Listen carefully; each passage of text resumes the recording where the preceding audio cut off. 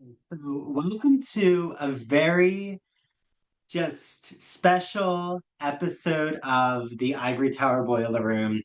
I am preparing to sit down with my husband soon to give our analysis of Scream 7. We are going to give our honest opinion about Scream 7. You can see I have my Let's Watch Scary Movies. This is his shirt. Thank you, Lawrence, for letting me borrow it. We're live on YouTube right now, so if you're on Instagram watching us or watching me, head on over to our YouTube channel. I figured out how to go live on YouTube, so I'm kind of proud of myself. Um, and I thought I would come on and give some recommendations for new Gothic and horror books. Some have come on the podcast. Some guests I'm about to release an episode with them. Some episodes have already come out. So, first and foremost, because Scream 7 just came out, I want to recommend a book called Your Favorite Scary Movie by Ashley Cullins. It's subtitled How the Scream Films Rewrote the Rules of Horror. And she conducted interviews with Kevin Williamson, who created Scream, Nev Campbell, Courtney Cox, David Arquette, Skeet Ulrich, Matthew Lillard, Jack Quaid, Parker Posey, Hayden Panettiere, Jasmine Savoy Brown, Mason Gooding, Roger Jackson, the voice of Ghostface, who actually reads her book. And it's so well done because he gets into the Ghostface voice, which is truly terrifying. So I really have been loving this book. And tomorrow, I'm going to sit down with Ashley and talk all about her book, talk about all the different Scream films. I mean, I don't know if we'll get to every Scream film, but definitely try to connect the through the Scream films and have her address fan questions, legacy questions, the nostalgia question that Scream 7 really explores. And I can't wait to talk with her. So, first recommendation, your favorite scary movie. The next one in the same vein is a guest who we've had on the podcast. His name is Patrick Maroney. Patrick wrote a book called It All Began with a Scream. And I had an episode with him. My husband joined because if you don't know, Lawrence is a huge obsessed Scream fan. I mean, I think that's putting it lightly. He will watch Scream every night if he could. He's gotten me so into Scream. I used to always watch the Scream films when they were on I forget what the channel AMC. I think AMC is the one that does the horror Halloween marathon. So I would watch them, but not until I met Lawrence did I really truly value and appreciate the analysis of what Scream was doing in terms of just creating this satire and this meta horror narrative. So Patrick's book is amazing. When he came on the podcast, he also talked about his other book, which is all about Final Destination. So definitely recommend that one. Okay. Another is if you're a Hitchcock fan, maybe you're not like really into slasher films, but you're really into psychological thrillers. Jennifer O'Callahan, she wrote a book all about the making of Rear Window. Okay. Rear Window is so in pop culture.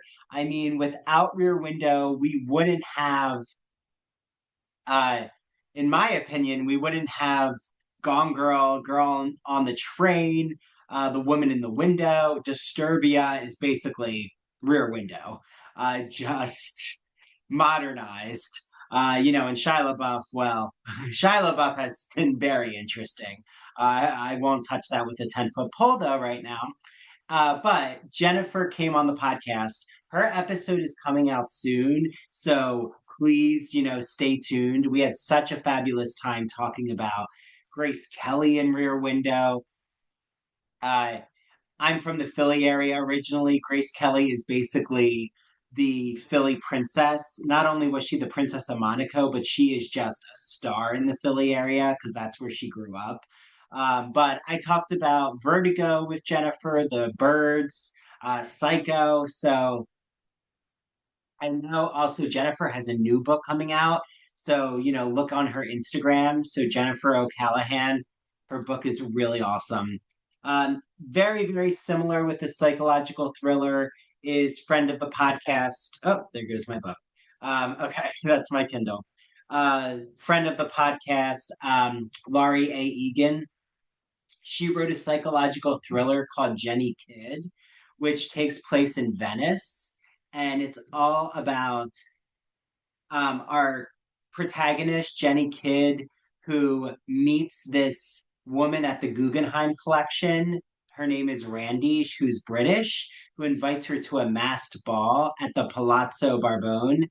And there, Jenny meets the seductive Caterina Barbon and her brother Sebastiano, who entice Jenny into a world of glittering facades that cloak sexual perversion, art forgery, and murder. So, really interesting. I love psychological thrillers. You won't be disappointed with Jenny Kidd. Um, Mike Bockoven, who Mike's episode is going to come out soon. Mike wrote a book called Come Knocking. Really, really interesting.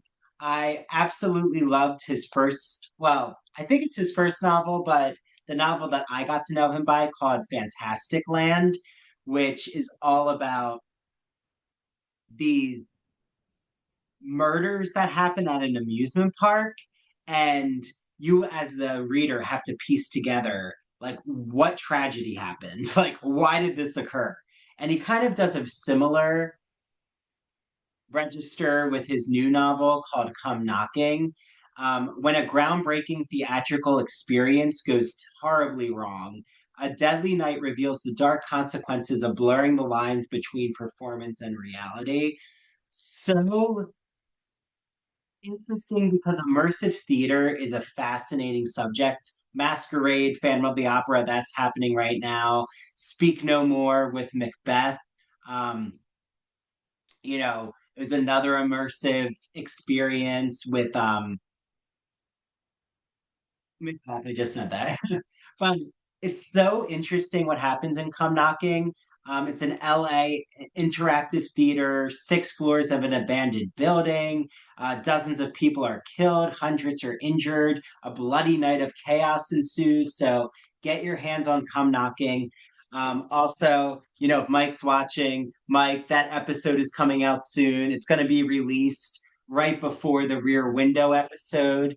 And then Laurie's episode will be coming out. So all of you are in that psychological thriller horror category.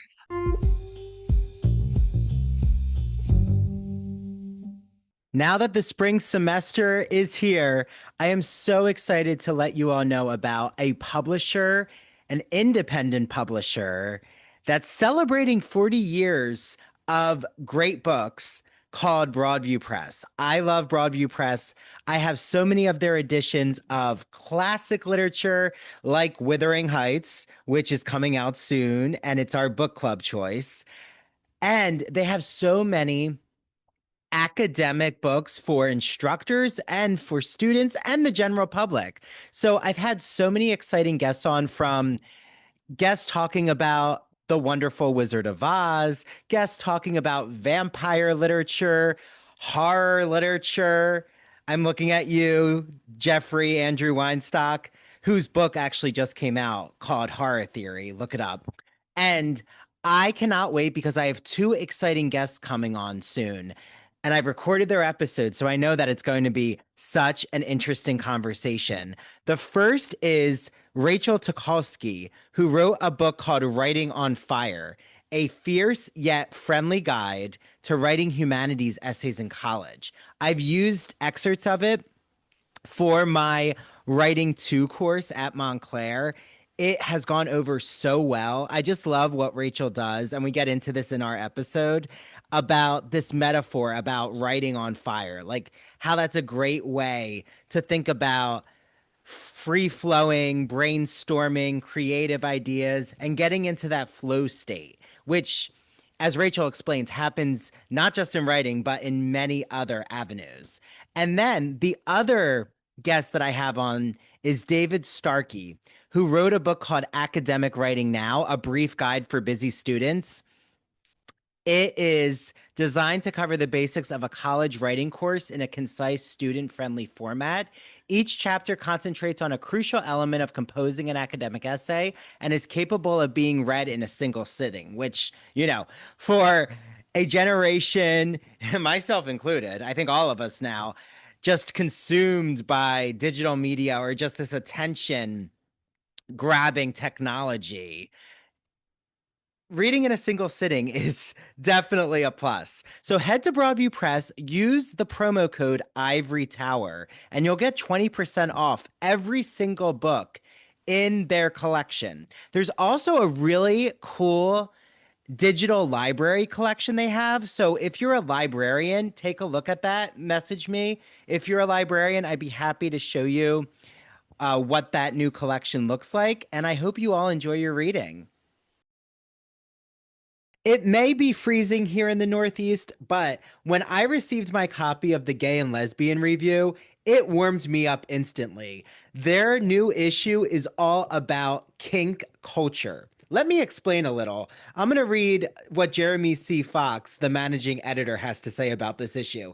He says this issue marks a bit of a departure for the Gay and Lesbian Review as we crack open the bedroom door to explore the practices and paraphilias that interest or obsess some LGBT people and the roots of their appeal.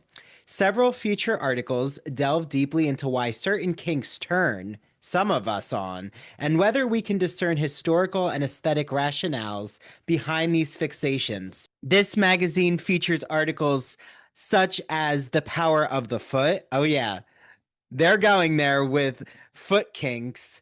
Maplethorpe's Gift to America, Reclaiming the Sacred Dungeon. Tumblr was a gateway to kink, and Cruising with Boyd McDonnell. You definitely want to get your hands on the kink issue here.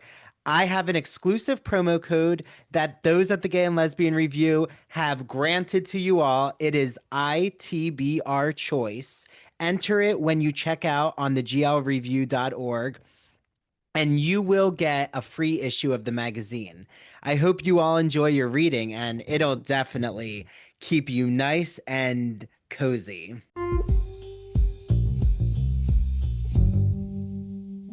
Oh, and friend of the show, Christian Garcia. Hi, Christian. He said, um, yes, he talked about Rear Window on his podcast, That Old Gay Classic Cinema. Okay, now into the vampire literature. So, Lucy Undying. I assigned it for our book club. It went over so well. Lucy Undying is a retelling of Dracula, but from Lucy's perspective. Lucy, our victim, who sadly gets turned into a vampire. She becomes the blue fur lady. I won't say that's what they call her, but she becomes this seductress, this murderess. She's almost like a Greek mythological siren, but a la vampire. So, what Kiersten White does in Lucy Undying is brilliant. A vampire escapes the thrall of Dracula and embarks on her own search for self discovery and true love in this epic and seductive Gothic fantasy from the number one New York Times best-selling author of Hyde. Her name was written in the pages of someone else's story. Lucy Westenra was one of Dracula's first victims, but her death was only the beginning. Lucy rose from the grave a vampire and has spent her immortal life trying to escape from Dracula's clutches and trying to discover who she really is and what she truly wants. So I cannot recommend Lucy Undying enough. I mean, I didn't see the new Dracula film. If you saw the new Dracula film, I'm going to post this, even though it's live right now on YouTube and Instagram. I will post this. So if you saw the new Dracula film, which really didn't get that much buzz, was it good? Do you think it's worth watching? I love Dracula, the story, so I'm curious about the new film. drop a comment about it. But Lucy Undying, just it's so evocative.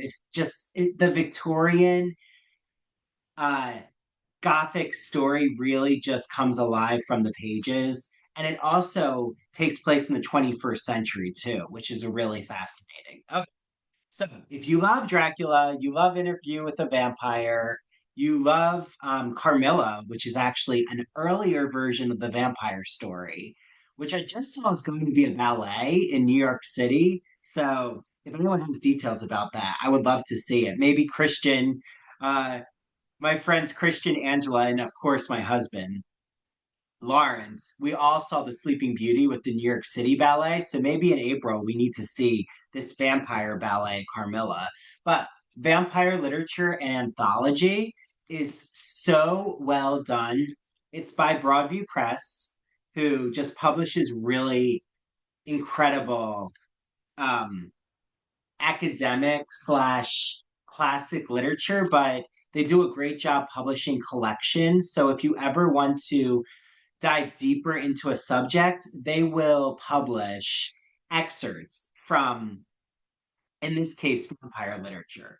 So there's selections from, let's see, we have The White Witch by James Weldon Johnson, Drink My Blood by Richard Matheson. Oh, Richard Matheson. He wrote the book Stir of Echoes. Okay. If you've never seen the Stir of Echoes film, it is frightening with Kevin Bacon. Oh, What Dreams May Come. He wrote that book, which is with featuring the late great Robin Williams, where he um passes away and goes to paradise, but then he actually wants to go to hell to find his wife because his wife sadly yeah doesn't make it. Really interesting movie. Um, but they have, let's see, selections from Carmilla by Sheridan Le Fanu. We have Bram Stoker, Dracula's Guest, which is actually a short story from 1914. We have Octavia Butler, who, if you don't know Octavia Butler, I always assign her short story Bloodchild in my poor English class. But she wrote the novel Kindred, but there's a selection here from Fledgling. So Elizabeth Lewis and Robin Warner, they co-edited this book. It's called Vampire Literature and Anthology, Broadview Press. Use the code Ivory Tower, 20% off. I just published, re-released our episode on the podcast. It's on YouTube. You can watch it right now. And it'll be on Spotify and Apple tomorrow. Okay. Next one is called American Scary. I got it from the Seton Hall Library. And it's A History of Horror from Salem to Stephen King and Beyond by Jeremy Dauber. If you don't know, I'm a huge Stephen King fan. I cannot wait for the Carrie miniseries. Matthew Lillard is in it. Um, I love Carrie. I'm obsessed with Carrie. I love the original Carrie Broadway musical. I wish I was alive to have seen it. Um, but from the acclaimed author of American comics comes a sweeping and entertaining narrative that details the rise and enduring grip of horror on American culture, from the taut, terrifying stories of Edgar Allan Poe to the sharply chilling films of Jordan Peele. So, definitely a must read. It's called American Scary. It's by Jeremy Dauber. So get your hands on it. If you're noticing, there's a black, white, and red theme with these books. So I see it with Ashley's book, Patrick's book, Jeremy's book. Let's see. We got it with the Vampire Literature Anthology, Kiersten's book. Definitely a theme happening. And then someone who I'm going to see recently for the first time in person is Jeffrey Andrew Weinstock. And he came out with a edited collection called the Horror Theory Reader. which is literary criticism meets pop culture. So he is the founder of the Society for the Study of the American Gothic. I'm going to go to his Gothic conference in Salem, Massachusetts soon, joined with my husband and my friend Angela. We can't wait. I created a Shirley Jackson panel. I'm talking about The Haunting of Hill House, specifically the differences in tone and theme between Jackson's novel and the Mike Flanagan series. So, the horror theory reader, why do we enjoy horror? The emotional responses the genre provokes, fear, dread, and disgust, are ones we typically seek to avoid. So, what is the appeal of narratives and artistic representations that seek to scare, startle, shock, and repulse? So, um, Jeffrey includes really interesting writing about thinking through the idea of horror literature from H.P. Lovecraft, Alfred Hitchcock, Stephen King. So it's all different philosophers, literary film scholars, cultural critics who reflect on the genre of horror, um, literature specifically. So hopefully, you now have more books to add to your to be read pile. Um, if any of you have questions about any of the books I recommended, or, definitely reach out to the authors. I know they would love to hear from you. You can find them all on Instagram. But now I'm going to review Scream 7 with my husband. So stay tuned because we're going back on live.